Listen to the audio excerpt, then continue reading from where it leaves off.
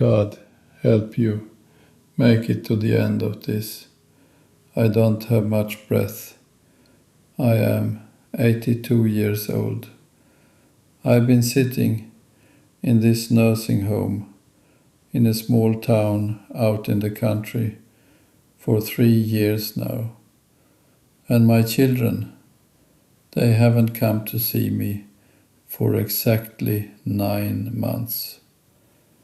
This morning I woke up at 6, like always, heard the nurse's footsteps dragging down the hallway, smelled black coffee brewing, slipping under my door, that grey morning light crawling through curtains I never picked.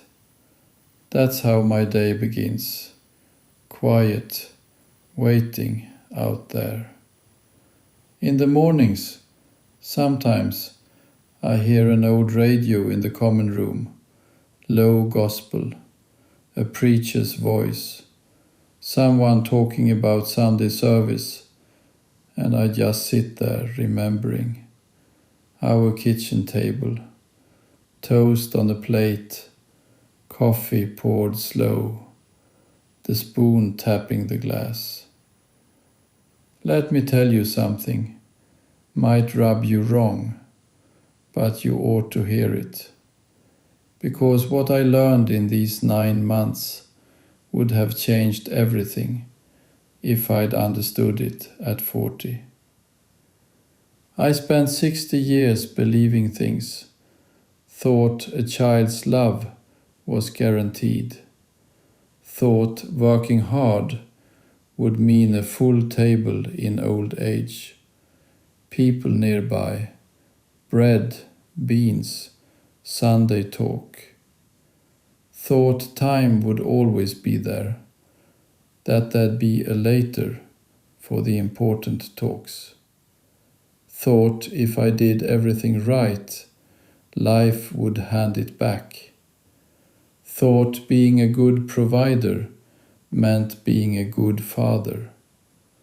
Thought being inside the house meant being present. It didn't. At 79, something cracked. It was a Tuesday in November. My youngest girl, Emily, came to visit. She brought yellow flowers, like the ones her mama, Margaret, used to plant out back. We sat in the garden here. There's a wooden bench near a plain little fountain. It was cold, but I asked to stay outside. My room sometimes feels like a polite little prison. Emily wore a red scarf I gave her 20 years ago, and she kept glancing at her phone every half minute.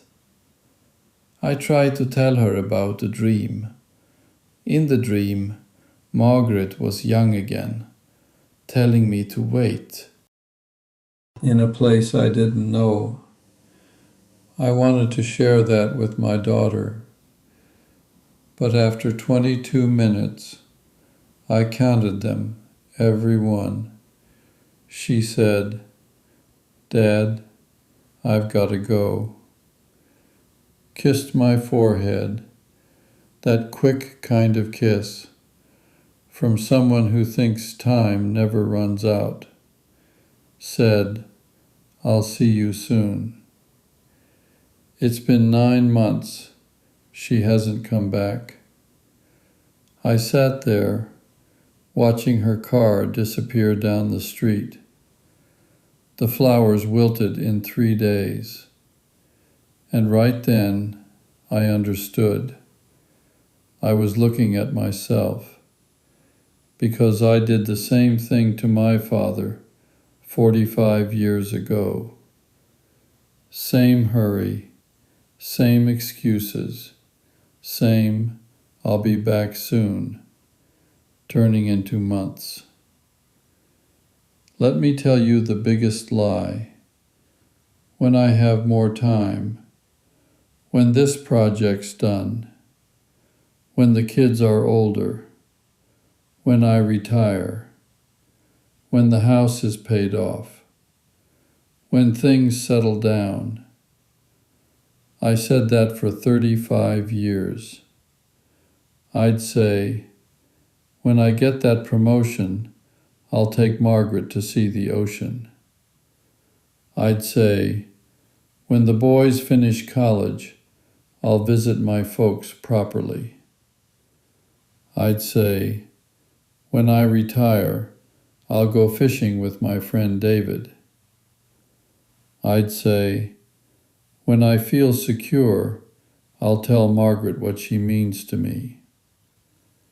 You know what happened?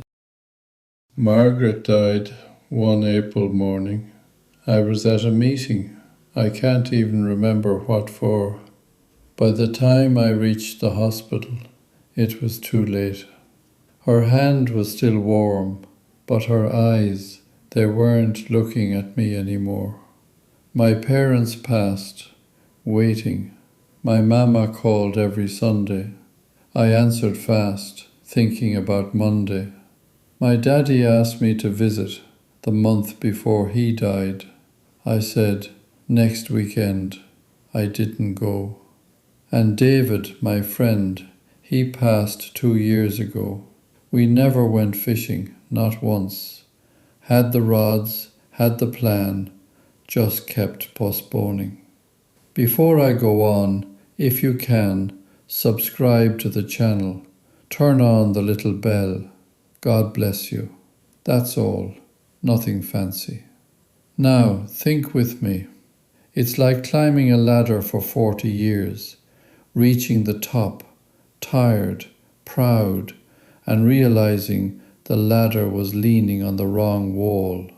All that effort, all that sacrifice to arrive somewhere that wasn't where you meant to be. There's another lie, worse than the first. They know I love them. I don't need to say it. My friend Robert believed that. Worked 47 years, accountant, steady, never missed a day. Gave his kids everything, good schools, clothes, summer trips. But he didn't know how to hug. Never said I love you. Thought money would speak for him. At his funeral 4 years ago, his oldest son said something that still gnaws at me. He gave me everything he thought I needed, but he never asked what I truly needed, and now I can't tell him. The boy cried, sadness and anger. All that stayed locked inside. All those hugs that never came. Conversations that turned into silence. Robert died thinking he'd been a good father, technically, but what remains isn't technique, isn't efficiency, isn't a bank balance. It's how you made people feel, loved or merely maintained. I heard that, took me a long time to see, that I was Robert, just still breathing. Now, in this little room, maybe 16 square feet, I've got too much time to think. Silence doesn't let you run. It forces you to look. And memories at 82, they're heavy. I'll tell you my regrets, the real ones. The ones that wake me at 3 when the hallway's dark and only a fan is humming. The trip I never took. Margaret wanted to see the Gulf Coast, had a postcard stuck on the fridge for years. She'd glance at it while pouring coffee, say, someday, right? I'd answer, someday. There was always a project, a bill, a not now. She died 7 years ago without seeing that water. I kept the postcard. It's on my nightstand. I look at it every day and think, what did it cost compared to her joy? The fight with my brother, Daniel. We stopped speaking over inheritance. $40,000. That's what my brother was worth. He died in 2019, alone, in a hospital far away. I didn't go to the funeral. I was angry. Angry about what? I can't even recall. But I remember his laugh. Remember him teaching me to ride a bike. Remember him standing up for me at school. That I remember. And my children, when they were little. I came home from work at 9, sometimes later. They were already asleep. On weekends, I'd say I needed rest, needed my space. I didn't see my son Michael score his first goal. He told me on the phone. I said, "That's great, son," and went back to paperwork. I didn't take Emily to her sweet 16. Margaret bought the dress, helped with her hair, watched her walk down the stairs. I arrived late, missed her entrance, missed her eyes searching for me. Now I understand why she doesn't come. She learned from me that other things mattered more. And my father, I never asked about his childhood, his fears, his pain, what he lived through. I had questions, just no priority. Parents' stories, their roots, now they're gone with him. And that book I said I'd write, when I retire, I used to say. Now I forget names, mix up dates. The book turned into scraps. I tell whoever will listen. And the hugs I never gave, out of embarrassment. In my day, men didn't hug, didn't cry, didn't say, "I love you." What foolishness, what cowardice. All the "I love yous" I kept inside because they already know.